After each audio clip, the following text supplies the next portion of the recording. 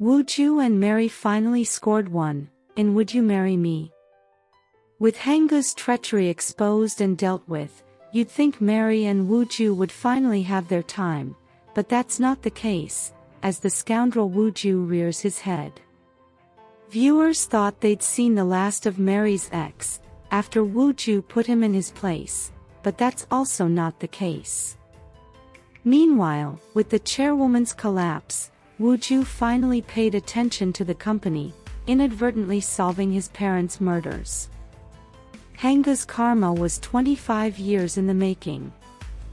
His scheming started 25 years ago. First, Mi-yeon, Young-soo's mother, fell madly in love with HanGu, and persuaded him into marrying her. This is evident in the way she puts him above everyone else, including her son. HanGu agreed to the marriage, thinking he'd get more than he deserved. However, WooJu's father caught him cheating with Min-young, also known as Jessica, who was working under the chairwoman at the time. They both decided to kill off the family, to protect their affair.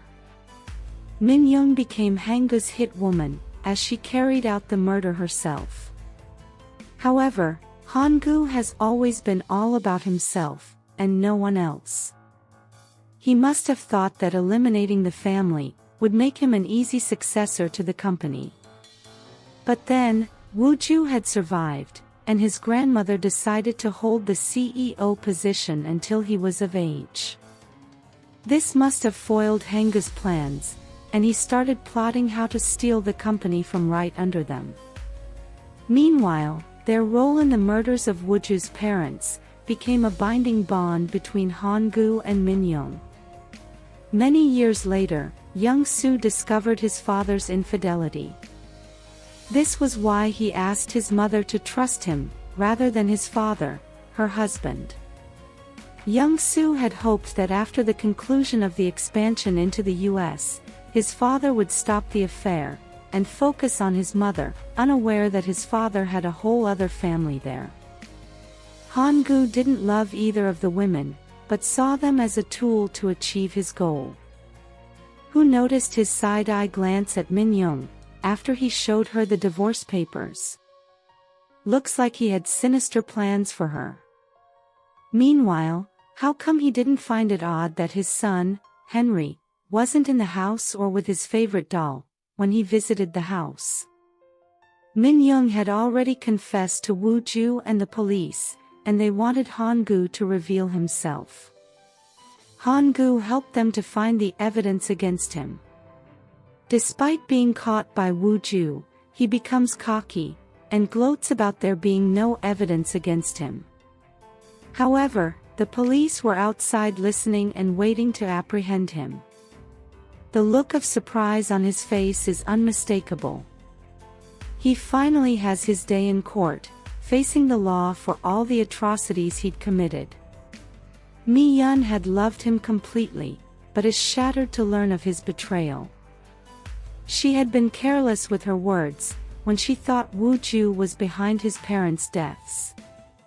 I wonder how she'd feel, learning it had been her husband all along. What's more, the chairwoman refused to die easily, especially after hearing HanGu's confession.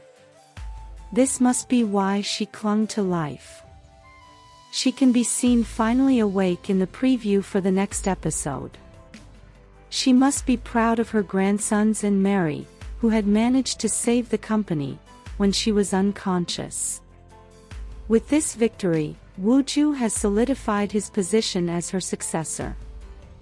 Meanwhile, WooJu is devastated to learn that his uncle, whom he'd taken as a second father after his parents' deaths, was behind his parents' deaths.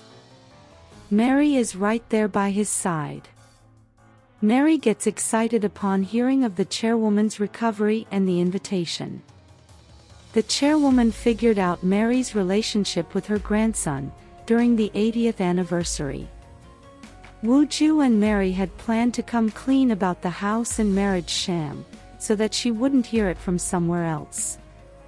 First, the lovebirds visit WooJu's parents' grave.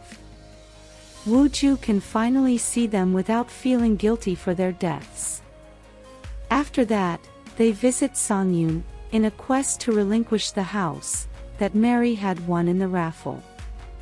Songyun was ready to both evict and sue them for lying. However, Jin Jiang wouldn't let that happen. They are both blind to the chemistry between them. However, they can be seen having a time together, in the preview for the next episode.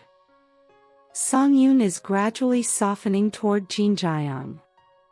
Hopefully, he heeds her advice, and finally leaves his bully of a boss.